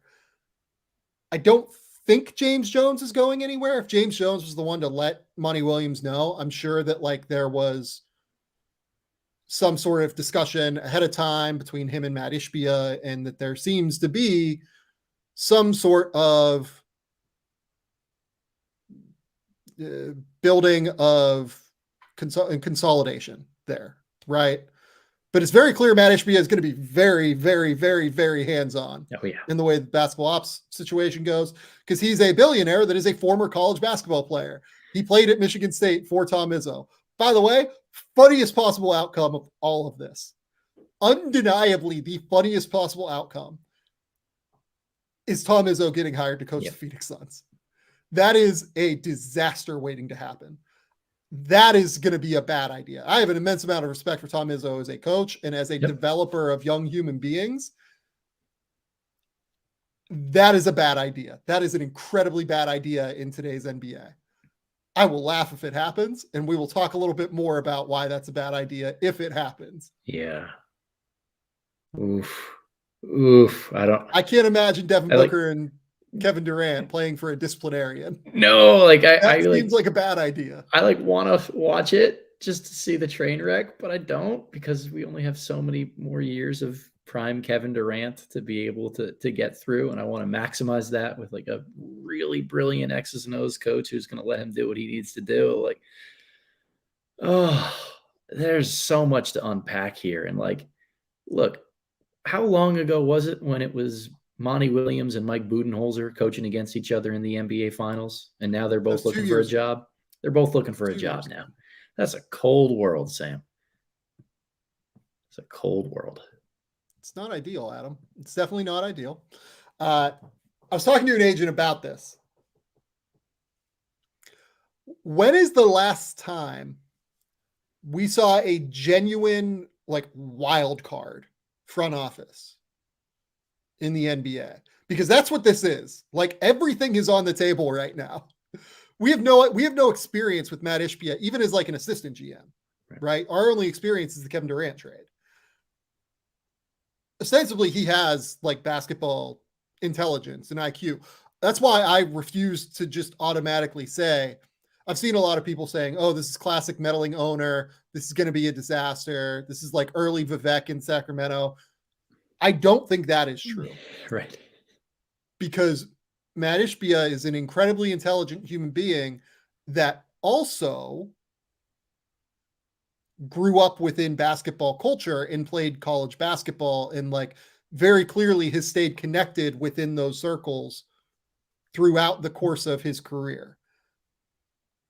I don't think this is going to be, it could be a pure disaster, but I also think that there's a real potential outcome that he's very good at this and we don't know. I think there is like every potential outcome on the table. Like everything could happen here. Yep. I have no idea how this is going to go, which is what makes it so interesting and why he's a pure wild card. Yeah, and he's not starting from scratch with a franchise that like desperately needs an overhaul on court. And so like they have 3 guys that are so damn good, and probably, you know, how many years left to Kevin Durant in his prime to be able to get out of this? Like, this is a team that needs to piece it together now. Like, it's not a learn how to do this job on the fly type of position for Ishbia if he is going to be somebody who's trying to make basketball decisions. Like, there isn't time for a margin for error to come into play here. You got to nail this around Durant and Booker and Ayton, Chris Paul, whatever you have left of Chris Paul. Like, you've got to be able to nail this from day one. It's so fascinating. So fascinating. Yeah. I'm like genuinely super interested in where this goes. On the podcast I did Saturday into the night, Friday in the US, I tried to come up with some DeAndre Ayton destinations. And to me, I don't think the Monty Williams move had anything to do with like, maybe they retain or maybe they retain DeAndre Ayton. Maybe they, maybe the Monty and DeAndre relationship was so broken. I don't think that had anything to do with this. I think it was more that they just wanted to make a change. And to me, it's more about like Chris Paul than it was DeAndre, because Monty Williams really empowered Chris Paul when he was on the court to be able to run the show, which resulted in all of those mid-range shots. I think to me, it's more of this was not a modern offense in the back half of the season issue. They took 5 fucking 3-pointers and a half at one point in a game against Denver. That shit can't fly in today's NBA. You can't win a title doing it, just straight up. Yeah. So to me, it's more that.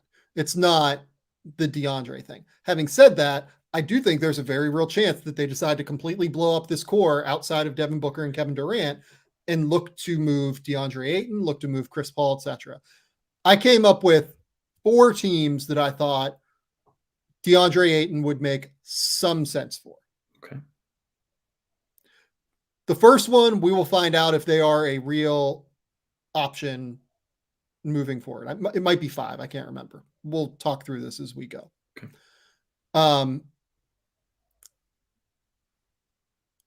The first one, we will find out if this is a real option on lottery night.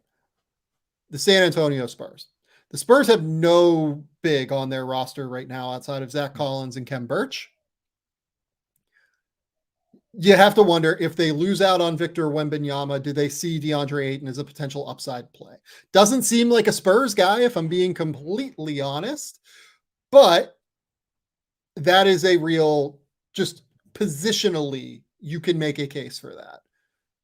You could build a trade maybe around like a Keldon Johnson, DeAndre Ayton kind of thing. If you think DeAndre has a higher upside than Keldon Johnson long-term, maybe you add in, a couple of other guys, find a way around that, right? Okay. That seems like a potential outcome here, right? Plausible for sure. The second was the Portland Trail Blazers. If they decide to continue to build around Damian Lillard and they don't win the lottery for Victor Wembanyama, do they decide that DeAndre is we need to make a swing around Damian Lillard, we need to retain Jeremy Grant, hope Shaedon Sharpe takes a leap, hope Anthony Simons takes a leap, let's go with DeAndre, let's get a big inside, he's better than Yusuf Nurkic, and oh, by the way, even with how he played in the playoffs, he's still better than Yusuf Nurkic. Yeah, yes. Does that work? Maybe. Yeah, that's I would like that a lot more for Ayton to be in Portland and next to Dame Lillard than I would in San Antonio, for sure. I agree. Third spot, Indiana. I think this one makes way less sense than anything, to be honest. They tried to sign DeAndre Ayton last offseason. I would imagine a big piece of why they tried to sign DeAndre Ayton was because Miles Turner was coming up in a potential free agency situation. He is not coming up on that now. He has 2 years left at a fraction of what DeAndre Ayton is being paid. And oh, by the way, he's better than DeAndre Ayton, like unequivocally. So I don't know why you do that if you're Indiana. We just know that they tried to sign him to an offer sheet last year. They clearly have some interest in him. But I don't know why you do that now, right? Yeah, I mean, if I'm thinking about this from a Phoenix perspective, Miles Turner would be the exact type of center I would want to get back if I'm giving up DeAndre Ayton. So if you're Indiana, it's more about, can I get anything else out of this as opposed to just a 1-for-1 swap that would make it more worthwhile. What else do they have? Yeah, that's the $1 million question. That's the problem. You actually need to bring other things in with DeAndre, not do this. You can't just do like you could try and do a 1-for-1, but it has to be someone where you think the fit is better than with DeAndre Ayton, because it can't exceed the value of DeAndre Ayton because you don't have anything else to do. I don't see that. I just don't. I think that it makes more sense for Indiana to keep going down the road of Miles Turner, use one of their 3 draft picks to draft a developmental center, go down that road. Or maybe they win Wembanyama. Who knows? Oh, let's go. My next one was Chicago. If Nikola Vucevic leaves, they have no big on the roster. And I don't know, like that front office, if I was them, like I might be feeling a little bit of pressure. I just missed the playoffs, despite the fact that I went all in on this core of DeMar DeRozan, Zach LaVine, Nikola Vucevic, Lonzo Ball, Alex Caruso. I might be feeling the heat a little bit if I'm Chicago. And if Vucevic decides to go elsewhere, I need an answer in the middle. And I have Pat Williams as a trade chip. Yeah. That seems like a potential outcome, right? Yeah, and I feel like we would need to get somehow we need Vooch in Phoenix for more mid-range jumpers. Oh God, that's a nightmare. I don't think you can do that because of the sign and trade limitations, but Right. that seems like a disaster waiting to happen. Yeah. Next was Charlotte. I don't love this. I know Eric Weiss just said in the comments that he liked the Charlotte speculation. I would just rather build around Mark Williams if I was them. Like I would rather have Mark Williams on a rookie deal and just kind of build that way, personally.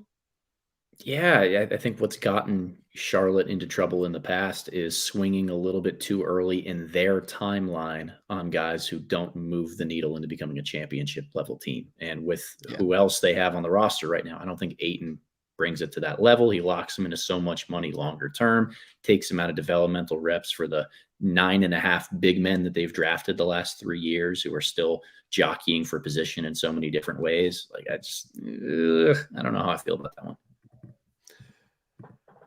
The last one was Dallas. Dallas is going to have to re-sign Kyrie. They don't really have an option at this point, right? They probably have to keep him. They have a lot of guys that they can aggregate salaries toward in order to get DeAndre Ayton. Tim Hardaway Jr., Davis Bertans, Maxi Kleber, Reggie Bullock all make somewhere between $10 and $18 million per year. So you can get up to the number very easily.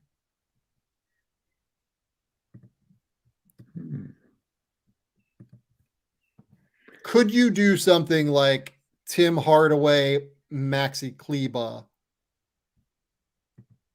hoping on the upside of Ayton, because they need someone on the interior. Like they desperately need an interior player outside of Kleber. Like JaVale McGee signed that big contract last year, 3 years, $20 million, and he did not pay off. Let's go with. Is there a world where they go in? Because that's actually the kind of trade where Dallas can give them the depth potentially. You know, they could take a flyer on Tim Hardaway. They can take a flyer on Maxi Kleber getting healthy again. Gives them 2-for-1 guys. Dallas potentially gets its answer at center. Does that work for you? I am trying to imagine the vibes on a team with Luka, Kyrie, Ayton, and Christian Wood. Well, Christian Wood's a free agent. They would not be bringing back Christian Wood at this point. He is. I'm more worried about like Luka just getting immensely frustrated with DeAndre Ayton out of ball screens because he doesn't roll all the way to the rim. Yeah, that is what would worry me. The vibes don't seem right for a team in Dallas that needs to be so desperately concerned about fixing the vibes. I don't know if I'm in. Yeah. By the way, we talked about Damian Lillard and James Harden earlier. Damian Lillard saw the Joel Embiid, me and James, we can't win alone. That's why basketball is played 5-on-5. We need everybody to find ways to be better. Damian Lillard responded, huh? I love Dame so much, man. What a great star he is. Just everything about just him. The best. I love Dame. I love Dame. The absolute best. Dallas is the one that makes a lot of sense to me. Chicago makes sense to me if they lose Vucevic. Portland makes sense to me if they want to make another run with Damian Lillard. Because on some level, to me, it has to involve a team that is panicking a little bit. If I'm Dallas, I'm panicking a little bit about Luka getting frustrated. If I'm Chicago, I'm panicking a little bit because my front office seat might be getting a little bit hot because this thing happened earlier, right? Or like these moves I made earlier did not work out. Yeah. If I'm Portland, I'm trying to make one last run with Damian Lillard. I think that's the kind of motivation you need to make a Damian Lillard trade. Yeah. Or not a Damian Lillard. The DeAndre Ayton trade. Yeah, I got you. No, I think Portland is the one that stands out as being the most beneficial for all parties to me, but that doesn't mean it's most likely to happen. So, I'm not sure. There's also this one from Everyone Needs a Smile. There feels like a Piston trade coming. Yeah. Former number 1 overall pick, big man, underachieving. Weaver must be salivating at the thought. Let's make it happen. Let's make it happen. That's no, we don't want that. That's a bad plan. We don't want that for Detroit people who already have Jalen Duren there. They already have James Wiseman there. They already have Marvin Bagley there. They don't need any more. Yeah. Where I will bring Detroit in is I do think there is some synergy between Monty Williams and the Detroit Pistons. Yeah. Because of Troy Weaver. Both Troy Weaver and Monty Williams grew up like in the DMV area. Troy Weaver, I believe, is just like a couple of years older than Monty. It's not like, it's pretty close in terms of age, like within 5 years or so in terms of age. So they've definitely known each other for a long time growing up in that area. All of like basketball, as you know better than I do, certainly being there, coaching there. You know, it's a well-connected space, right? Yes. Yep. Monty Williams and Troy Weaver also worked together in Oklahoma City. Monty Williams was an assistant under Kevin Durant, or with Kevin Durant on that team in 2016. Might have been his last team with the Thunder, Kevin Durant. Yes, that was the 3-1 year, right, with Billy Donovan, or was it the year before that? I believe it was the 3-1 year. Okay. Might have been the year before that. I think it might have been the year before that. But Monty Williams and Troy Weaver worked together for a year as well. I am wondering if Monty Williams makes a ton of sense in Detroit, who has not yet hired a coach and has been very clearly going through it's felt like a little bit stagnant there in terms of movement on that job. I know there was a report about Kevin Ollie from James Edwards over the weekend, but I wonder if the reason that isn't done yet and why that job has felt a little bit quiet is if they felt like there was a potential that this could happen, and that Monty Williams is the perfect coach for a young team looking to establish a culture, looking to establish an identity, has done an incredible job in Phoenix with all of that. Is that maybe the route that they're hoping to go? I think that would be brilliant for the Pistons. Like I think of Monty Williams as being one of the best interpersonal relationship guys in terms of getting a younger player into becoming a really good pro down the line. I think Monty Williams is one of the best at doing that. I think he's also a guy who's great at enabling your stars and turning your B to B minus role players into B plus guys. I think that's what Monty Williams does really well. And this Detroit Pistons team is ripe for all of those things. They're somewhat young. They need a cultural change and overhaul. They've got a couple pieces who can be those stars, and Cade Cunningham, Jaden Ivey, and depending on what happens through this year's draft, they've got some pieces around them who are still young and need to turn into pros. Like, this has got Monty Williams written all over it.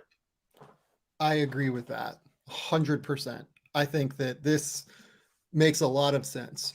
There are also teams like the Bucks could be interested in Monty Williams. The Raptors could be interested in Monty Williams. Monty Williams is going to be a very popular coach on the market.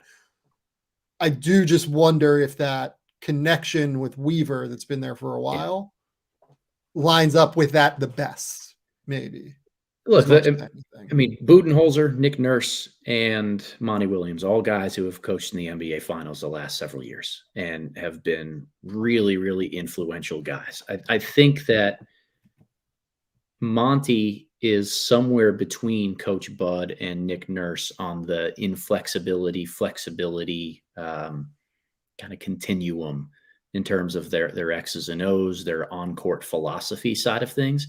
But to me, he's going to be the best cultural fit for any of those guys. So the most likely to take a job that isn't built to win right now.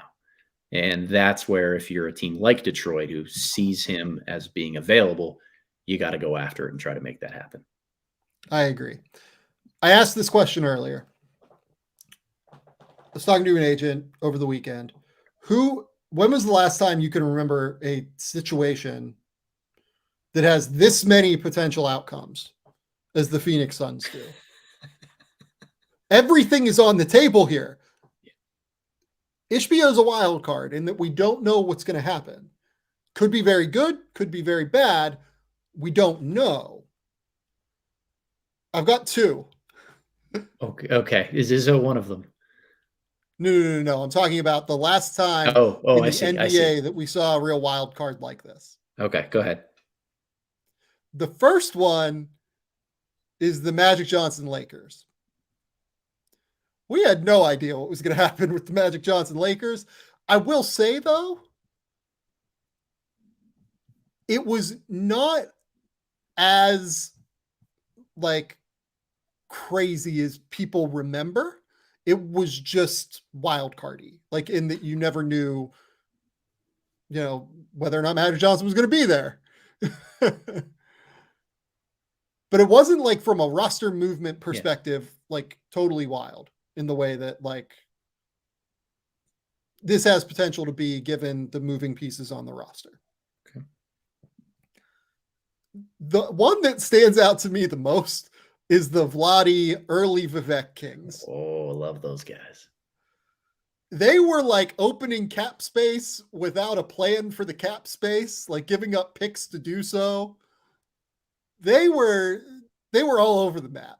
They were making crazy moves. And I don't know if the Suns will make crazy moves,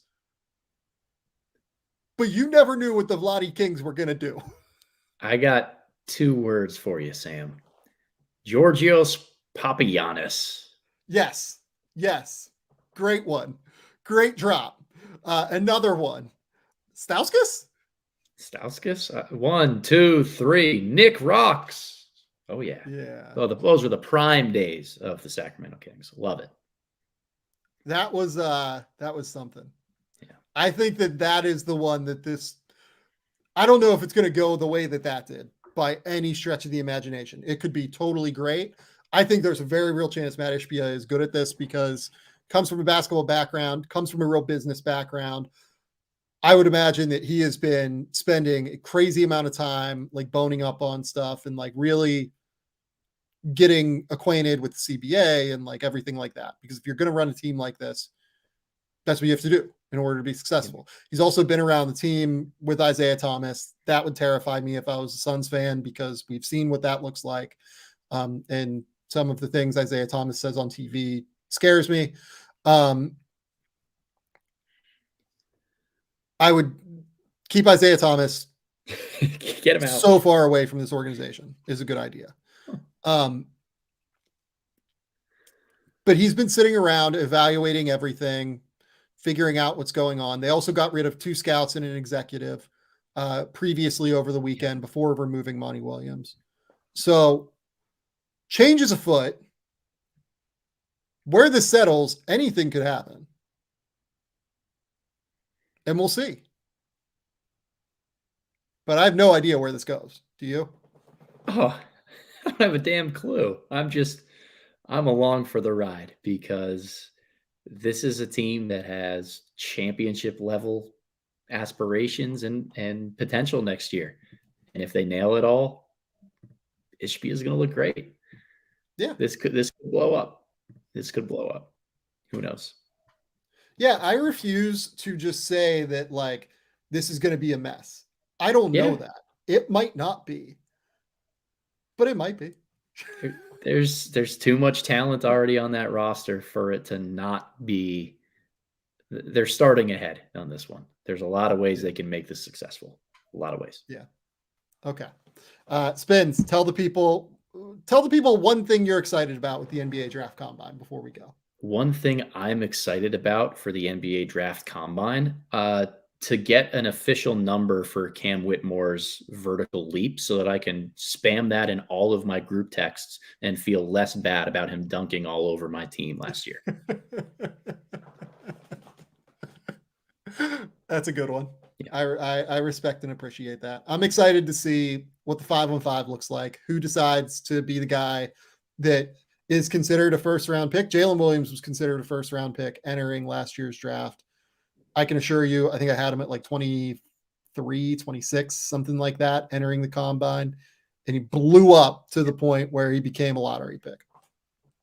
Who's the guy that puts it on the line, decides, fuck it, I'm playing, and goes? I don't know. I'm pumped. I want to see. It's a huge week, really, really important one. I've got some catching up on day 2 of the G League showcase to do, but I do too. Yeah, really, really. This draft in particular, outside of maybe the top 10 or 12, seems like it's ripe for a lot of late movement.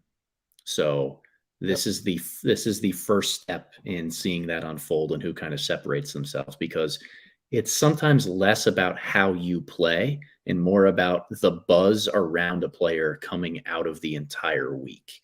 And those two are definitely linked, but very fascinated to see a week from now who seems to be a riser and who seems to be treading in the opposite direction. So I watched the first 2 elite camp games. Yep. The guys that stood out to me were Johni Broome from Auburn. Yep. Colin Castleton, I thought, played really well. And then Sir Jabari Rice was the other one that I thought played really, really well. Marquise Noel was fine, but he was kind of who he is. Like, he turns the ball over a lot. Like, he's, he is who he is. And that's going to happen sometimes, right?